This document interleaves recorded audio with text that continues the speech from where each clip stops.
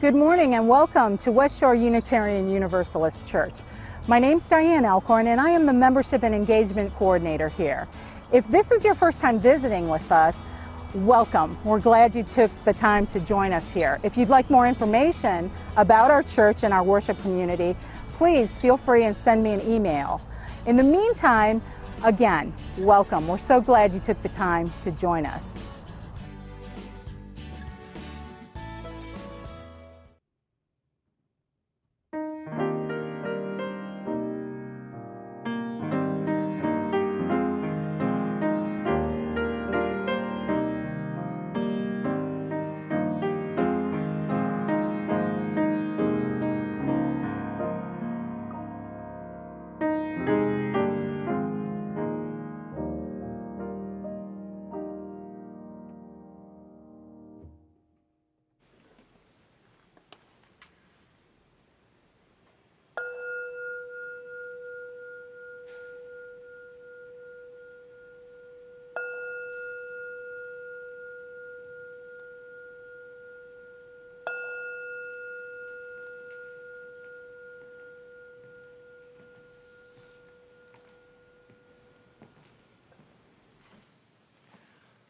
Welcome to West Shore Unitarian Universalist Church, a spiritual community whose hope is audacious and whose vision is for a more equitable and just world for all.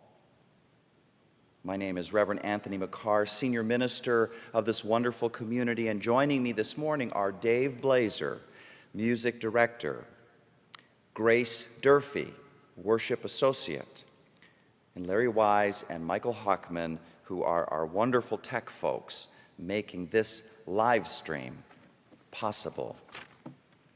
Together, we are pleased to invite you into this space, which is connecting people from all over Cleveland and, frankly, all over the world to our welcoming community.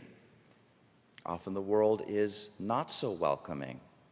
Often the world and its values are neither loving nor just. So may this worship hour be one in which our souls are fed by a wisdom and a passion that remind us that life does not have to be that way, that there exists a larger love in every human heart, urging us on to what is better. Let this larger love move in our midst today. May each of us feel touched by it in some way, changed in some positive way. A special welcome to you if you are a newcomer to our community, gay or straight, cisgender or transgender, whatever your race or ethnicity, you are welcome here. Our West Shore regulars would love to greet you and will do so if you indicate in the Facebook chat that you are new or relatively new. If you happen to have any questions and would love to speak with someone, West Shore's Member and Engagement Coordinator, Diane Alcorn, would love to chat with you. Her email address is being added to your Facebook chat as we speak. Once again, welcome to this new day. You know, every week we light our chalice, symbol of our Unitarian Universalist faith. It is a beautiful reminder. I say this every Sunday. I love to say it. It is a beautiful reminder that no matter what the previous week has looked like, no matter what has happened in our lives, all the ups and downs, how many jarring events might have happened, this gathered community that is West Shore Unitarian Universalist Church is a source of stability and meaning that we can all rely on. Please say with me our words now, inspired by the great Maya Angelou. This is our chalice. In many separate rooms, we light one flame, flame of passion, flame of compassion, flame of humor, flame of style. We do not accept merely surviving. Let our mission be to thrive.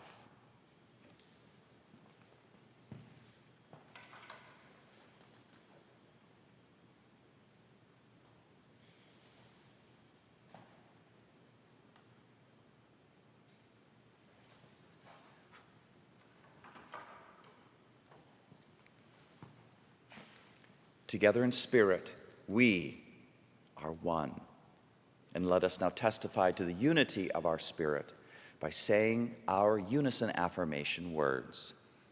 Love is the spirit of this church, and service is its law. This is our great covenant, to dwell together in peace, to seek the truth in love, and to help one another. El amor es el espíritu de esta iglesia y el servicio su ley. Este es nuestro magnífico convenio, vivir juntos en paz, buscar la verdad en el amor y ayudarnos los unos a los otros. So may it be.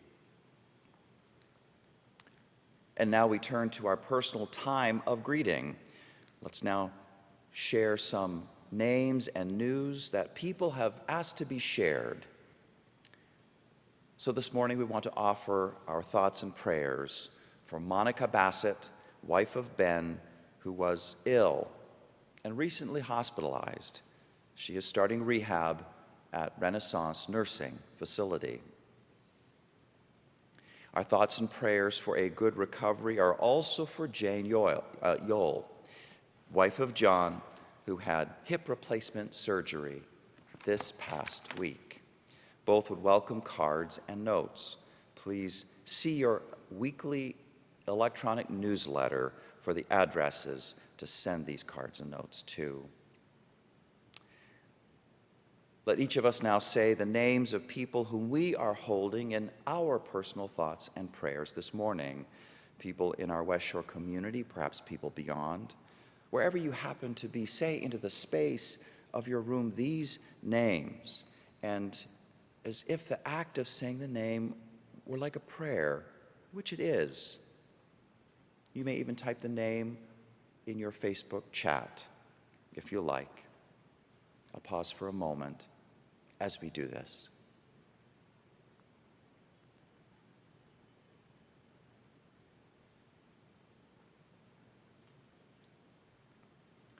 This has been our greeting time, when we are called out of our regular 24/7 world and called into a special time, a time of peace and nurturance and connection, and also grateful acknowledgement of the oneness of everything. Our hymn to open up to with today.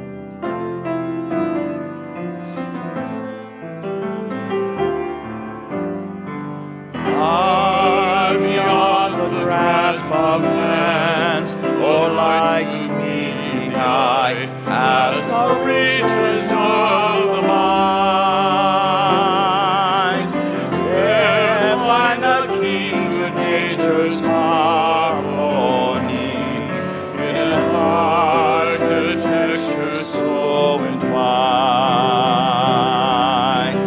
Like the birds whose patterns grace the sky and carry all who join in love expanding, the message of peace will rise in flight, taking the weight of the world upon its wings, in the oneness of everything. Peace is in the dance of trees who stir before the first breath of wind is yet received. Trust in the song, becoming one with the dance, and all mysteries can be believed.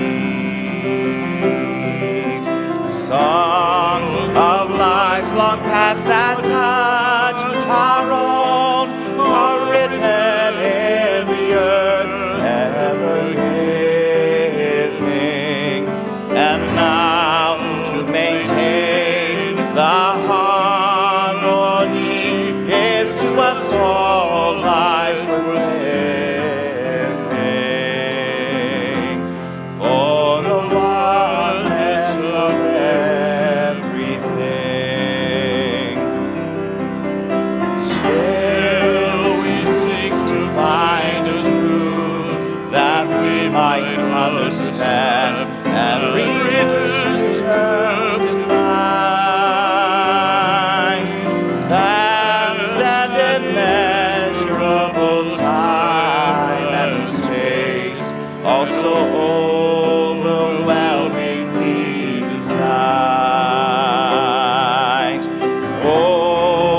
passing years, just like I know the faith that winters in the heart to be reborn in spring, to hear and to feel the pulse of life enters my soul as a song to sing of the oneness of everything.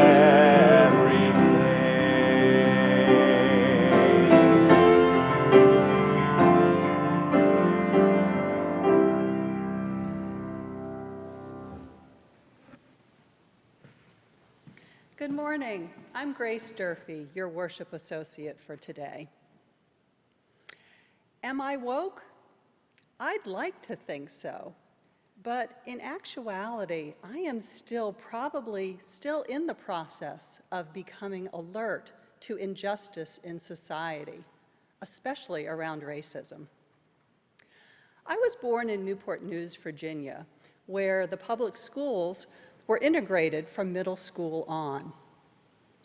Although our student body was 60% Black, 40% white, in the accelerated classes which I attended, the ratio was more like 25% Black, 75% white. We were integrated, yet separated. I also remember only having one Black teacher, who happened to be my favorite. At the time, these disparities didn't seem like such a big deal to me.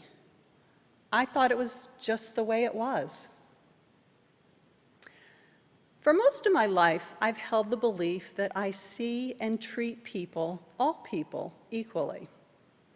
It was only when I participated in a book read and discussion of the book Blind Spot, Hidden Biases of Good People by Mazarin Banaji and Anthony Greenwald that I began to wake up to some of my unconscious biases.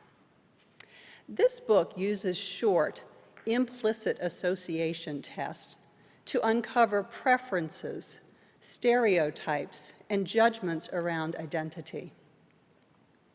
Taking those quizzes was eye-opening and humbling. Since moving to Ohio 3 years ago, I have become increasingly aware of how different experiences are for me as a white person versus for a person of color. Here's one example. I have been pulled over twice for speeding here. Both times I have gotten off with only a verbal warning. The first time I remember especially vividly. After the nerve-wrackingly long wait while the officer went back to his vehicle with my license and registration, he came back and said, "You have the cleanest record I've ever seen. You have a good day now." In driving while white, I realize that I am often extended the benefit of the doubt. Since firing our property manager and taking over the responsibility of screening tenants for our rentals, I have become aware that it is not so unusual for people of color, even some of the sweetest, most gentle young mothers, to have criminal records. As part of our screening, we always run a background check, which includes credit and criminal reports. I have learned to not automatically dismiss an applicant who has multiple criminal records, but to look closer. Often these records are for minor offenses, frankly, stupid stuff, like not wearing a seatbelt, missing a headlight, or throwing eggs in a teenage prank. I have found it helpful, as I'm getting to know an applicant, to ask questions to learn the stories behind the records. It turns out that the only one out of all of our current residents who has a spotless record is a sheriff. Watching the movie 13th and participating in West Shore's Widening the Circle project has helped me become aware of white privilege of the many ways in which our society has made it easier for white folks to get ahead. The dice are certainly weighted in our favor. Sometimes there's been a large unfair advantage, such as the racial discrimination in the GI Bill. Other times it's more subtle, like finding that flesh-colored bandages really only blend with Caucasian skin tones. I don't pretend to have the answers for solving inequities and truly creating equal opportunity. But I do think that awareness is the first step. Once we are woke or in the process of awakening, let's not go back to sleep.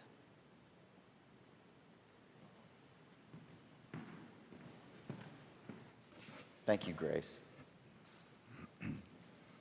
And now, we turn to today's call to the offering, which begins with a testimonial from West Shore Board President Daniel Ong. Hello, my beloved West Shore. My name is Daniel Ong. I am the owner of Dan Good Foods, a tiny restaurant in Lakewood, showcasing the taste of Singapore and more. I'm also serving on West Shore's Board of Trustees as president this year. When I joined the board a few years ago, my dear friend, Aaron Jimber, who was also a former board president, said to me, "You get to see how the sausage gets made." Well, I don't make any sausages at my restaurant, but I do make a lot of fried rice. This year, as I became board president, I see the challenges of this COVID pandemic. I see the church building is closed to large and small gatherings, but I see West Shore continue to function. I see our wonderful staff continue to put in important and diligent work so that we, as a congregation, can continue to call West Shore our community. I see intricate details of our finances as the board gets its monthly financial briefings. I see how every dollar and cent is carefully managed and decided upon. I see how my pledge and contributions make a difference. You see, making a delicious plate of fried rice takes a lot of ingredients. All these ingredients by themselves are kind of bland. Put together in a wok, fire it up, and they make a dish. You see, every single ingredient, regardless of portion, counts. From the pint of rice to the sprinkle of salt. Your pledge is one of many ingredients that contributes to the tastiness of West Shore. So please join me in making a financial pledge to support the delicious work of West Shore.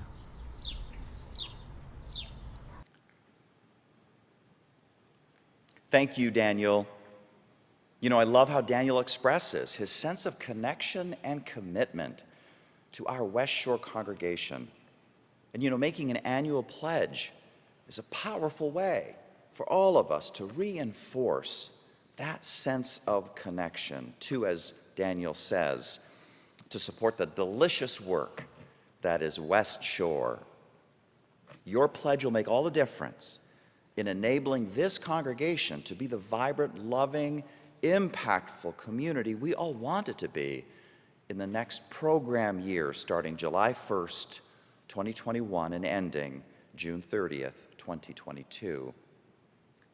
Our connected and committed pledge goals include, number one, achieving a total pledge amount of $600,000 so that our conservative budget can balance. And then each household considering to increase their pledge by at least 10 or 15% if possible. Third, 20 members or friends who have not pledged before or who have not pledged recently consider pledging this year. And then, of course, all of us stepping up together, everyone participating, everyone becoming a part, finding a way to be a part of the wonderful, good, tasty meal that is West Shore. This spiritual community is a lifeline for so many of us, and people we may never even know. Our need to socially distance has only proven the point. Let's keep this community strong with our love and our giving. Your pledge indeed makes all the difference. This week we have 12 more pledges in from last week for a total of $320,557. And here's where we are. There's a graph there for you. Thanks to Debbie Elliott. Let's keep this up. Positive momentum. There are still hundreds of folks we have not yet heard from. We are aiming for the end of this month, if possible, as the deadline for getting pledges in. April 30th is the target. But you don't have to wait till then. Would you consider making your pledge after church today or sometime this week? Thank you for considering that. And now, if you would like to offer West Shore a special financial gift, please follow the text instructions on your screen. Yet another blessing of this community is the healing, inspiring power of music. Our very own Dave Blazer will now feature jazz legend Oscar Peterson and his ode to the civil rights movement in a song that rings with overtones of the African American church and its sacred and soulful sounds. This is Oscar Peterson's Hymn to Freedom.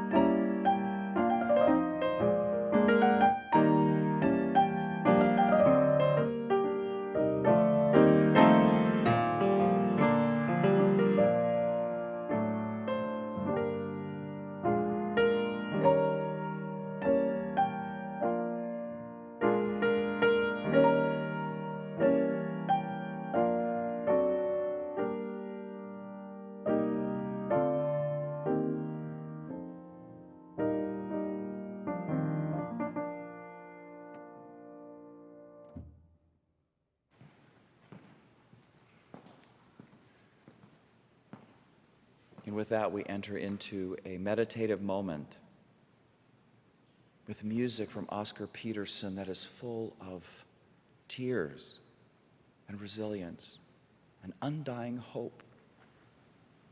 So we enter this meditative time. I invite you to close your eyes, if you wish, and just follow my voice.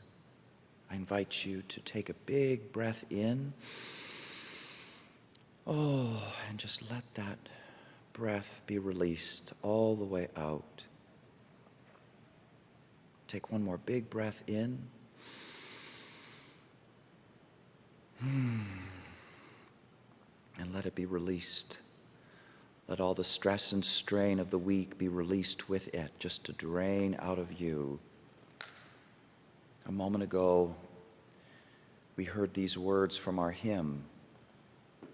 Like the birds whose patterns grace the sky and carry all who join in love expanding, the message of peace will rise in flight, taking the weight of the world upon its wings, in the oneness of everything.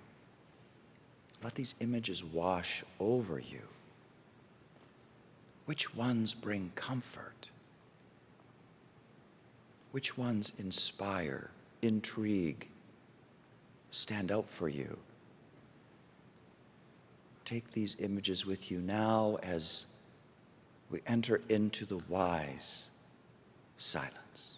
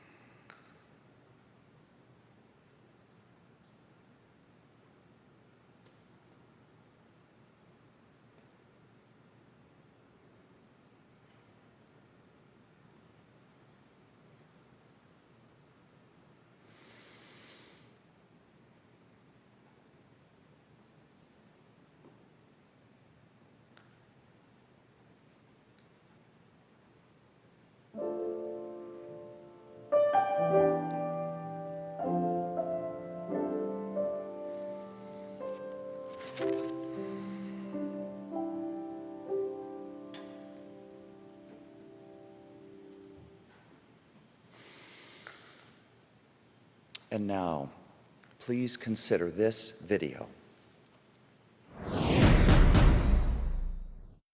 Today's audience was separated into two groups. Not on the color of their skin were they separated when they arrived. They were separated based on the color of their eyes. But they have no idea that they were separated. What we did was treat each group differently, discriminating against the people who have blue eyes, catering to those people with brown eyes. Come on, come on, come on, come on. What color are your eyes? Blue? Over there. Put it up. No, no, no. Over there. Blue? Over there. The blue-eyed people were pulled out of line, told to put on a green collar and wait outside.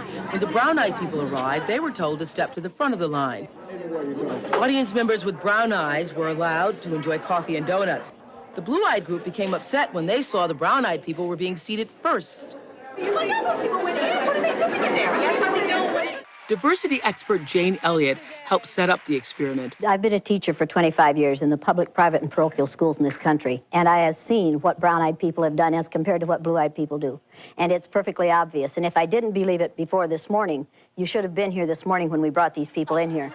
Feeling discriminated against, the blue-eyed audience members were visibly upset. She was rude to us, all of us. Yelled at us, called us names, pushed us aside. She was rude. Just want to say, why doesn't Jane have a green collar on? She's got blue eyes.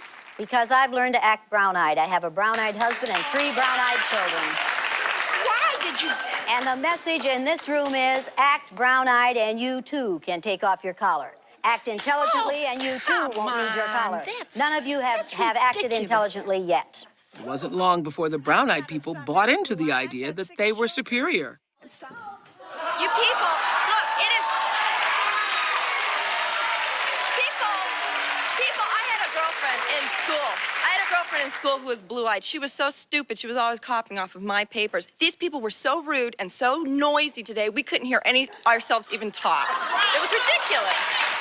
Eventually, the audience figured out the show was really about race. Now, he was so angry, he took off his collar way on early. How many of you people of color can take off the collar that we have put on you? How many of you can take off your color? But if a black male refused to follow your orders, or your husband's orders, or your father's orders on the street, you would not see that as being highly principled. You would see him as being an uppity nigger. Well, we can see where this is going. She's saying that everybody has racism in them. It's not really about the eye. She's trying to teach about racism.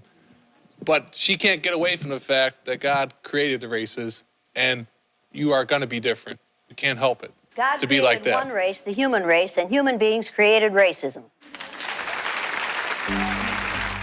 We caught up with the mastermind behind the eye color test.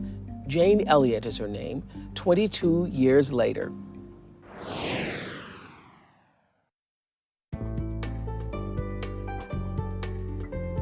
I loved teaching.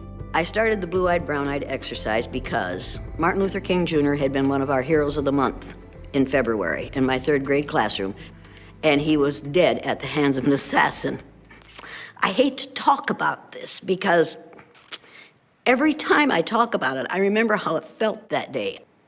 I was going to have to go into my classroom and explain to my students why the adults in this country had allowed somebody to kill hope, because Martin Luther King, for me, was hope for this country.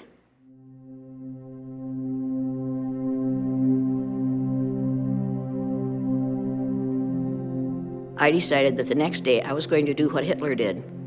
I was going to pick out a group of people on the basis of a physical characteristic over which they had no control, separate them according to the color of their eyes, treat one group badly and treat the other group very well, and see what would happen. Eye color and skin color are caused by the same chemical, melanin.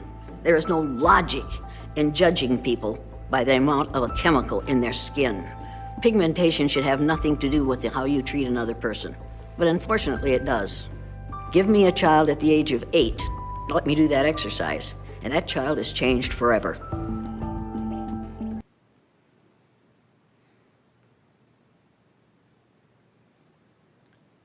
"53 years ago, last Sunday, the Reverend Dr. Martin Luther King Jr. was shot and mortally wounded as he stood on the second-floor balcony outside his room at the Lorraine Motel in Memphis, Tennessee. Millions upon millions around the world lost a great hero that night when he died. April 4th, 1968, happened to be a Thursday. The next day, Friday, an elementary school teacher in Riceville, Iowa, entered her third grade classroom with a broken heart, but also a vision in her mind. Jane Elliott was one of those millions who saw Dr. King as a hero and a hope bringer, and she was resolved not to allow his death to be the death of hope. She decided to do something about it in her little corner of the universe. She decided to help liberate her kids, to liberate them from ignorance, from pride, from defensiveness, and ultimately from suffering. That's what white supremacy culture really is, after all. A way of life anchored by ignorance, pride, and defensiveness, leading to suffering for everyone involved. Jane Elliott, on that Friday, April 5th, 1968, entered her third grade classroom and invited her students, each and all of them white, into what I want to call a big lie. She chose an arbitrary physical trait that some had and others didn't through no fault of their own to be the standard of superiority. She spun a story that brown eyes were inherently best and blue eyes were inherently worst. But it didn't stop there with mere prejudice. Jane Elliott unleashed prejudice with power She used her institutional power to enforce the prejudice. She separated the class into two halves based on eye color. She assigned brown-eyed kids the task to fasten blue cloth collars around the necks of the blue-eyed kids just to make it easier to know who was who. She decreed that brown-eyed students, also superior, could drink directly from the water fountain, take a second helping at lunch, and enjoy an extended recess, but that the inferior blue-eyed kids could not. She said to those brown-eyed kids, superior just because they had a little more color-causing chemical melanin in their blood, that they could bully around the blue-eyed kids without consequences. And they did. The brown-eyed kids, they swallowed their teacher's big lie, hook, line, and sinker. They fell in line behind their teacher's institutional policies and energetically put blue collars on the blue-eyed kids, enthusiastically enjoyed their privileges, and categorically denied blue-eyed kids access to them. They used power authorized by the teacher to enact prejudice. And every time a brown-eyed kid did this, they grew in their belief that they were indeed the superior ones, and that their sense of connection to the other brown-eyed kids, it was only strengthened. Brown-eyed kids positively excelled under this new regime. Elliot had 7 students with dyslexia in her class that year, and 4 of them had brown eyes. When those brown-eyed kids lived into the big lie, suddenly they could read words and they could spell words that before, because of their dyslexia, they could not. But they could now. Their supremacy of brown eyes made them successful, although they probably thought they did it all by themselves. Conversely, as for the blue-eyed kids, their test scores cratered. Those scores had been much higher before the big lie, but now, with the big lie, they were cratering. And in general, the blue-eyed kids were showing much less enthusiasm for the class and very much more hostility towards what was going on. Within just 30 minutes of that big lie being introduced and enforced, with the brown-eyed kids falling in line, a little blue-eyed girl named Carol had regressed from, and here's I quote, had regressed from being a brilliant, self-confident, carefree, excited little girl to a frightened, timid, uncertain, little almost person. The blue-eyed kids were failing fast.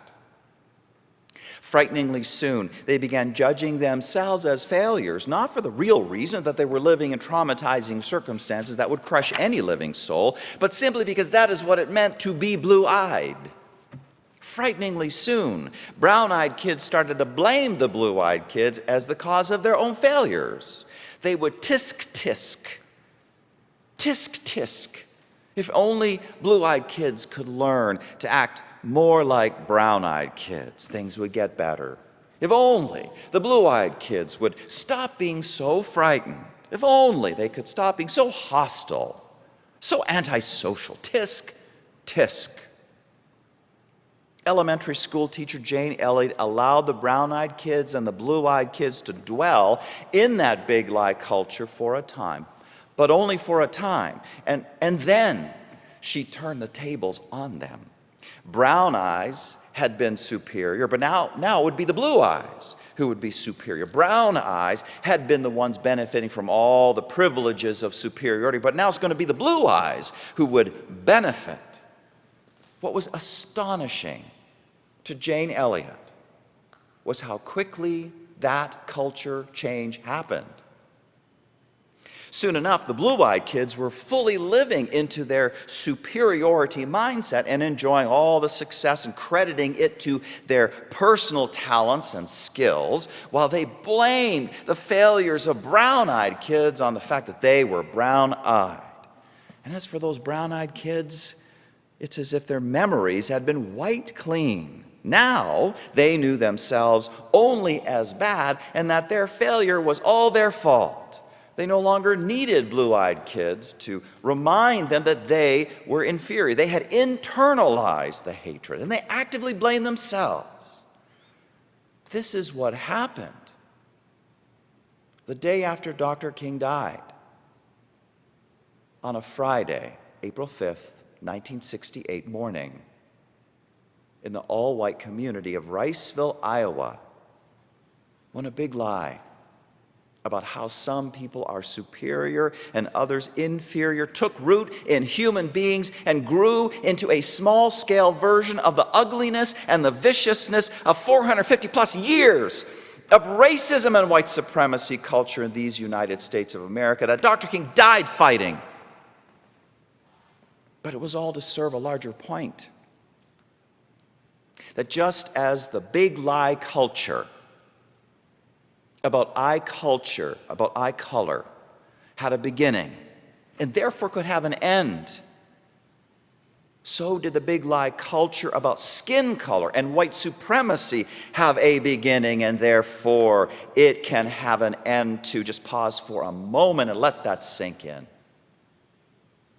Life does not have to be lived as a big lie. Liberation can happen from that in the light of love and justice.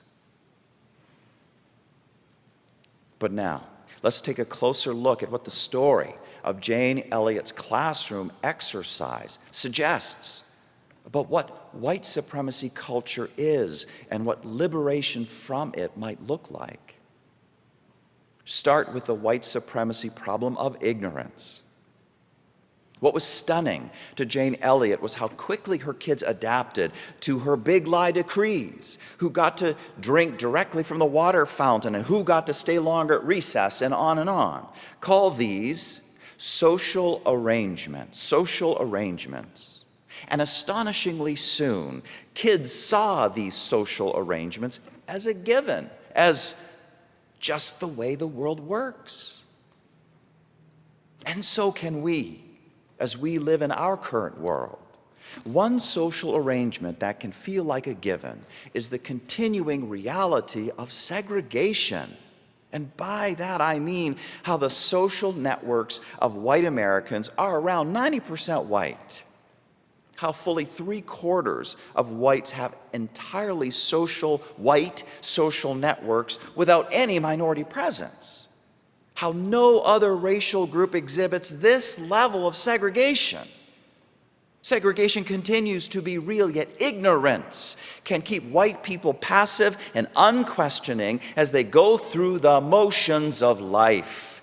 Ignorance can prevent white people from taking a closer look at the concrete decisions that happened in the past, which were intentionally malicious and often murderous towards people of color, resulting decades later in the current status quo that we take for granted, that we so take for granted today. The challenge is not to be passive in the face of present social arrangements, but to be more active in our questioning and our probing. It is just as James Baldwin said, how white people are trapped in a history they do not understand, and until they understand it, they cannot be released from it. Liberation from white supremacy culture requires people to fight ignorance. It also requires fighting pride. White supremacy culture for whites feeds a prideful worldview that says, I achieved my success all on my own, together with a severe judgmentalism towards those who are not achieving success. This, even though history shows that such success has been built on a complex edifice of social arrangements from A to Z, from soup to nuts, all the way down to flesh-colored bandages that work only for white people. All of these social arrangements that, at the very least, has reduced and continues to reduce the number of obstacles that white people have to face in life. And then there are the positive benefits of whiteness. We heard Grace talk about this a moment ago. Completely unearned benefits, one historical example of which is the GI Bill, which can be seen as the largest affirmative action program in American history, whose benefits related to education and housing and so many other social goods almost exclusively benefited whites.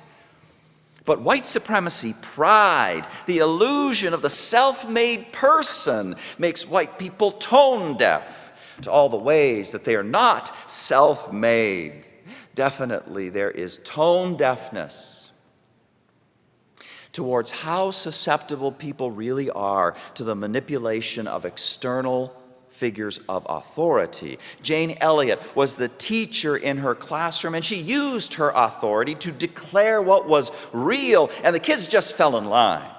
One moment, the brown-eyeds were superior, and everyone played that oppressive game, and next moment, Jane Elliott told the opposite big lie, making the blue-eyed superior, and everyone just shifted and played that game.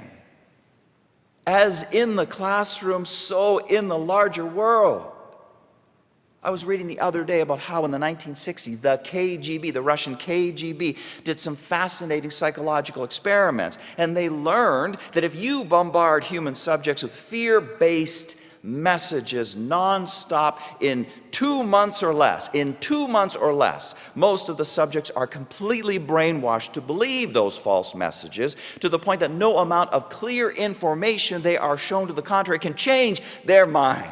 People just need to acknowledge in all humility that they are not impervious to fear-based manipulation, that they need to know, they must proactively battle that, combat that. They need to regularly practice intellectual and spiritual hygiene so they aren't duped into falling in line with oppression.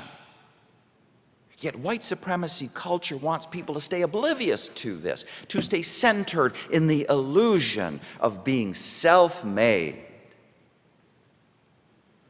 White supremacy culture, in fact, actively operates to defend itself against being deconstructed and dismantled.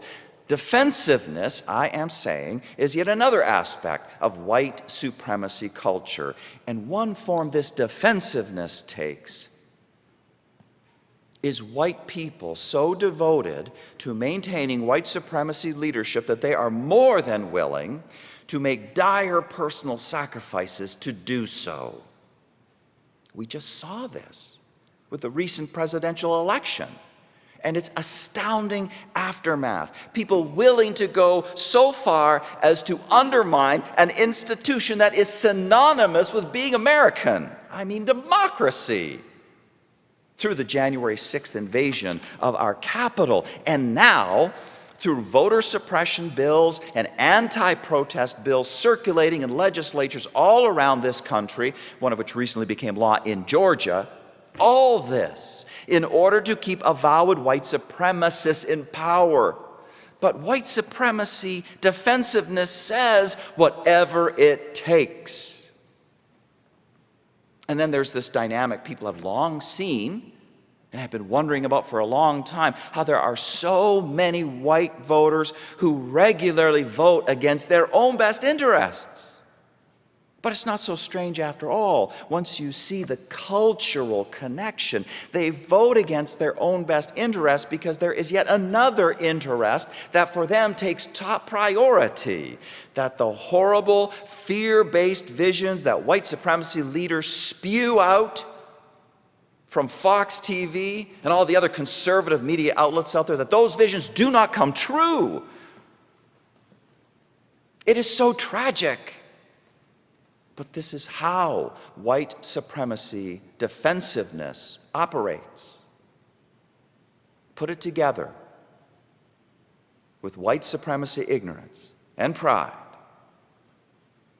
and the ultimate result is terrible suffering.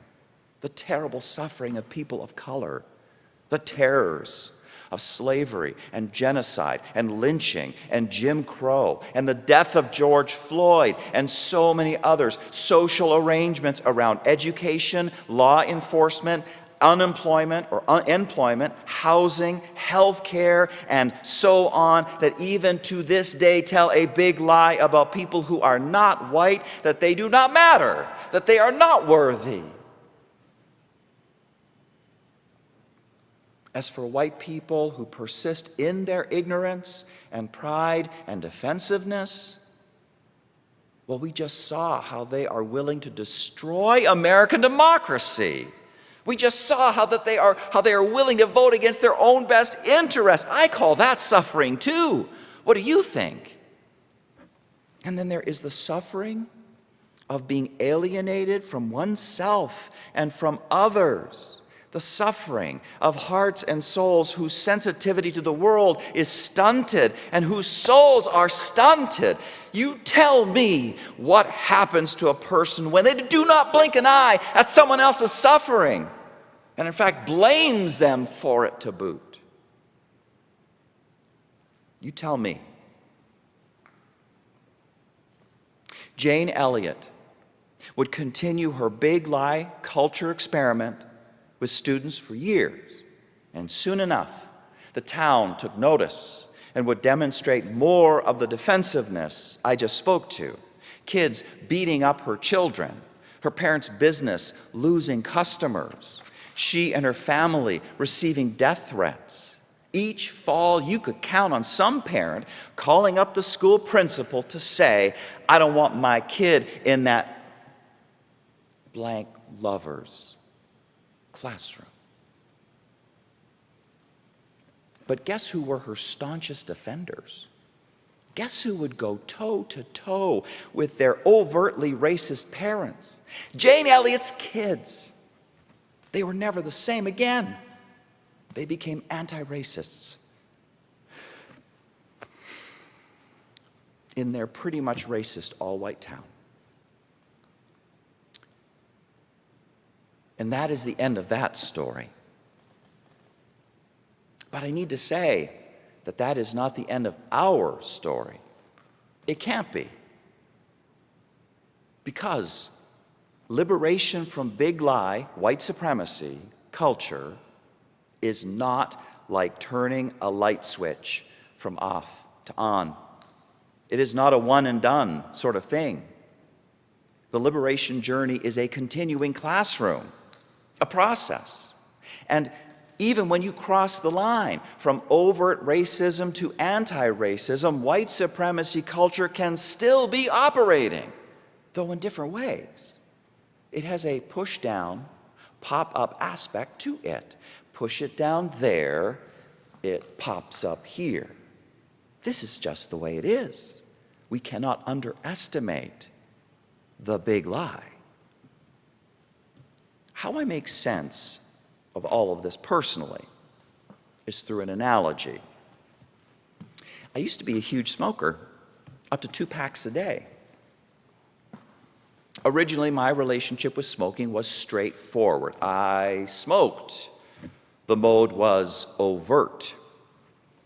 But then I quit, and not only was it a matter of just not smoking anymore, I was in a fully reactive mode of hating smoking with a deep passion. I would zealously patrol my environment for smoke smells. And when I saw other smokers, I felt terrible things about them. I had to hold myself back from insulting them verbally or worse.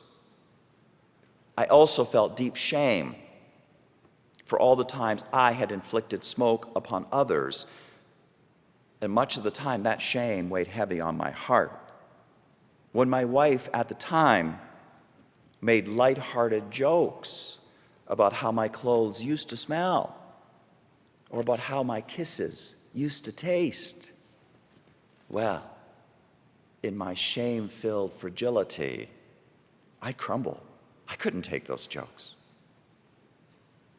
Eventually, I got past my reactive relationship with smoking. I made peace with my history because I had processed my shame enough. I stopped hating on other smokers and instead saw them through better eyes of compassion. And if my ex-wife were to call me today, and if we found ourselves going down memory lane and the issue of my smoking all those years ago came up and she made a joke, I'd be okay. I'd laugh, and it would be okay. I want to call this phase of my relationship with smoking constructive. But to get there, I needed to stop overt smoking first, and then I needed to get through the reactive phase that immediately followed. I'm wondering if this is making sense. I'm fairly sure that this analogy with smoking won't stand up to too much poking holes into it. There are significant ways in which white supremacy culture and smoking are quite different, absolutely. But all I want to do here is open the door to the insight that there is a straight-ahead mode of white supremacy to be liberated from, yes, but there is yet another mode to be liberated from, which is the reactive mode. And this is what I'm going to briefly outline for the rest of the sermon today. And note that I am staying within the basic white supremacy culture formula that I offered at the beginning. White supremacy culture is a way of life anchored by ignorance plus pride plus defensiveness, leading to suffering for everybody involved. But what does that ignorance, pride, and defensiveness and suffering look like when a person is in a distinctively reactive mode with white supremacy? Start with ignorance. Part of this is simple unawareness that one can be in reactivity mode to white supremacy, that such a thing even exists. This is when people really do think that the liberation process is just like flipping a switch as opposed to a lifelong journey. Another part of ignorance in reactivity mode is underestimating how impactful the self-disgust a white person can feel is when they consciously face their whiteness and how they are a beneficiary of 450 plus years of racism in America. The realization of that just crashes down upon a white person. Yes, you were not a slave owner. Yes, you were not a member of the Ku Klux Klan. Yes, you were not a legislator whose vote affirmed Jim Crow laws, but it doesn't matter. Your life today still benefits from what they did and what current social arrangements allow for, while blacks suffered and died and still do. You used to see your success as something you accomplished all on your own. But now you know that's not true. And you may even feel like a fraud. The sin of racism has been passed down to the children. What did we think this sin would feel like? What did we think it would feel like?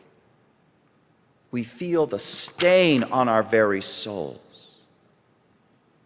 This is emotional turmoil of epic proportions, shame of epic proportions, and in turn, it can severely distort a white person's relationship with themselves, with other white people, and with non-white folks. One manifestation of this has been called reversal by intercultural development experts. Reversal is similar to the switch we saw earlier in Jane Elliott's classroom between the brown eyes and the blue eyes. What is considered superior is simply turned upside down. It is when white people see non-white cultures and related practices as best, and anything white as inferior and worst and to be rejected. Whiteness as all bad, and white culture as having nothing of value to offer. These distortions of perspective and relationship are destructive to everyone, and definitely to non-white folks. Layla F. Saad, in her powerful book, Me and White Supremacy, articulates this powerfully when she talks about how black people are put on pedestals, or are seen as magical, or are fetishized in some way. And that this is as dehumanizing as doing the reverse. Black folks and Asian folks and on are not treated as real human beings with strengths and flaws. Because they are seen as magical, they are not given the support they need. Because they are seen as magical, they get worn out. In particular, I am thinking of well-intentioned, anti-racist, mainly white churches where, out of deep shame-based anxiety, every committee feels that its work is invalid if it doesn't have a person of color serving on it. And this in turn leads to the few people of color available being burned out to a crisp and unable to be in that church in the way they want to be, and maybe even have to leave to save themselves.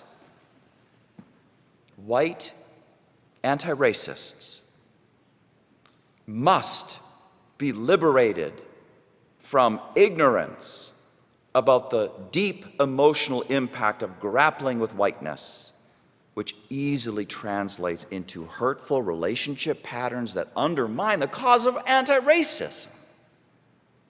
There must be also liberation from pride. Now, pride, when we are in reactivity mode, looks like this. It looks like over-promising and under-delivering. White supremacy pride, remember, is based on the assumption that one's success is all up to one's own efforts. And if one only works hard enough, success will happen. The sky is the limit. Importantly, there is little to no acknowledgement here of the dependence of one's success on external factors that are beyond one's control. There is a tendency to gloss over all of that, which can make a white person, or by extension, a mainly white organization, susceptible to developing plans that are not so much growth visions as growth illusions, unsupported by real available resources. We saw this written large in the UUA's Black empowerment controversy back in the early 1970s. And we have also lived through an episode of this recently, right here, with the creation and then the unfortunate elimination of our justice minister position because the funding scheme was just not feasible. It never was. I say all of this with no intent of casting blame or of hurting feelings. The intentions were all good. But we need to heal here at West Shore. We need to learn from our history. We need to name this. As Maya Angelou has said, do the best you can until you know better. Then, when you know better, do better. West Shore, we are all in this together. And I am all in and am a fellow learner with you in the classroom of this life that we are sharing.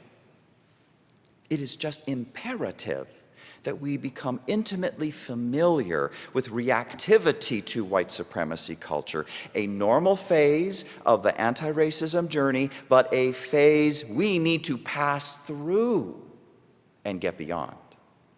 Liberation from ignorance, liberation from pride, and liberation from defensiveness too. Anti-racism trainers now like to focus on white fragility as the outstanding symptom of racial defensiveness. But here, I want to bring our attention to the judgmentalism and rage and so-called woke white people who, when they sense something offensive happening, they don't hesitate to pile on. I am talking circular firing squads. that we are in covenantal relationship with each other as Unitarian Universalists, that we literally say to each other every Sunday, this is our great covenant, to dwell together in peace, to seek the truth in love, to help one another. That gets tossed out the window if we see or sense something offensive, and we mutate the deep shame roiling within us into bullying actions towards others. Often it can happen with us knowing few of the facts involved. We don't even know what really happened. But we have no time for facts. People are guilty unless proven innocent. We must strike out without delay to prove our anti-racism worth. Again, this is me when I was still in deep shame about my smoking and hateful towards other smokers. None of that will help another smoker to change. No positive motivation can come from bullying. When we are in reactivity mode in our relationship to white supremacy, there is still more liberation to seek. Liberation from just a different kind of ignorance and a different kind of pride and a different kind of defensiveness than what we saw before, and which together add up to different kinds of suffering. Or we can call them contortions. The contortions of white anti-racists stuck in reactivity mode, which are particularly hurtful to people of color. One onlooker is Columbia University professor John McWhorter, who is black and who is asking some really tough questions about all the work involved in those contortions, all the emotional labor involved in white anti-racists trying so hard to be good, so hard to be pure. But what does that have to do, he asks, with changing actual racist social arrangements around segregation, education, law enforcement, employment, housing, healthcare? That's where the work needs to happen. White anti-racists need to liberate themselves from reactivity mode so they can move on to a more constructive mode and get to the real work. Listen again to what James Baldwin said about how white people are trapped in a history they do not understand, and until they understand it, they cannot be released from it. From a certain Friday, April 5th, 1968, the day after Dr. King was killed, and Jane Elliott's elementary school classroom experiment 53 years ago, to this moment right now, we are still learning in the classroom of life. We are still growing. Sometimes we are struggling. Sometimes we are strong. But we are becoming wiser than the big lie. We are becoming more aware of the big lie. And we are resolved. Everyone liberated. Let there be understanding, liberation, release. Amen. And now we're closing hymn, Faith of the Larger Liberty.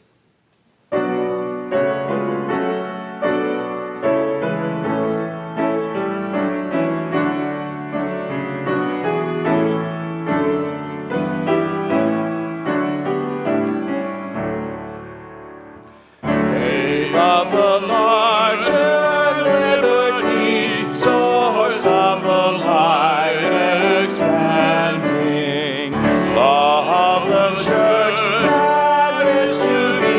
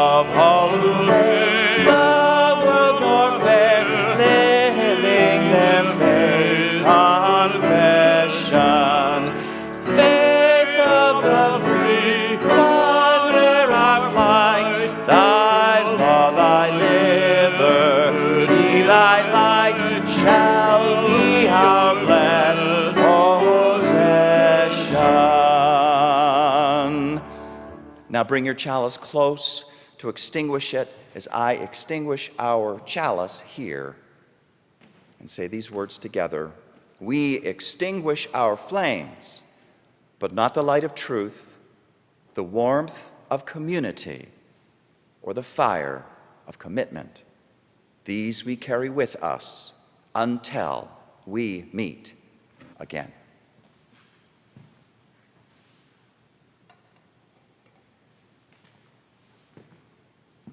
Remember coffee hour starting here in a moment. I will see you at the sermon chat at 12:30 on Zoom.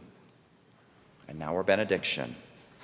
Again, listen to the words from the song. Like the birds whose patterns grace the sky and carry all who join in love expanding, the message of peace will rise in flight, taking the weight of the world upon its wings in the oneness of everything. My friends, the oneness of everything is a power at work in our universe that will not rest until all division and discord ceases and peace rises up in flight. The power works through human hands, but it was not made by human hands.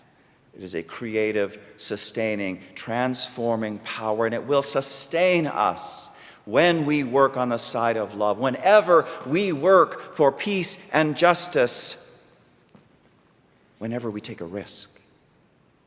Trust in that power. So may it be this day. See you next week, West Shore. Until then, love, courage, and cheer to you.